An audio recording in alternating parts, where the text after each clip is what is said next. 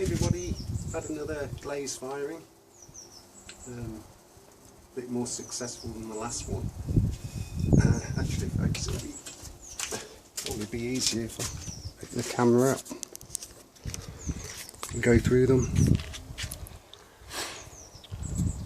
Okay, I'm quite happy how these little lidded pots turned out with the ash glaze on the top.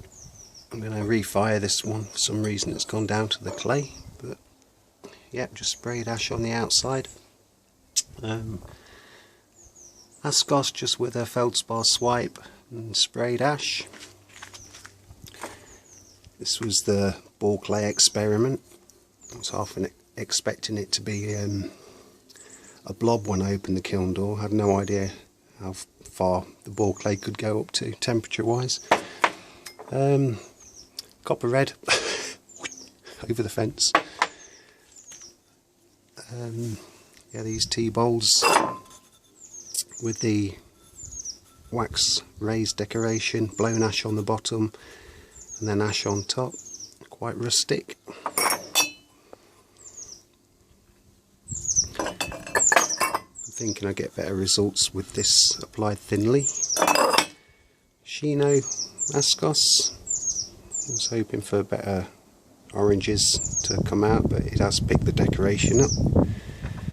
Sake set with crawling glaze on. Yeah, that's quite nice. It acts as a grip as well.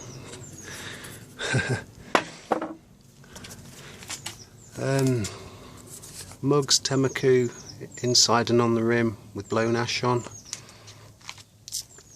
These mugs have got the Temmaku on, then ash on the base and Nuka on the rims. Faceted, blown ash and dipped in the ash glaze on the top. Quite like that vase. And again the ash on this quite big bowl.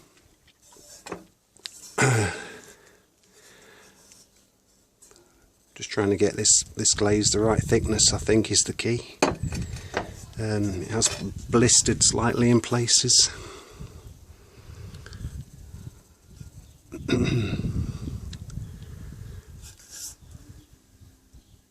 But it's not a difficult ingredient, so I may be adding a bit of cobalt to that, or maybe copper, see if I can get some nice colours. Oh yeah, and these teapots with the ilmenite decoration on them, with Unomi cups to go with them. So I'm going to celebrate with a nice cup of water. Always have to do the pour test, folks. Make sure they work. Okay, cheers everybody. Thanks for watching. I'm back to bisque firing now. Another load in, ready to go. Okay, bye for now. Thanks for watching.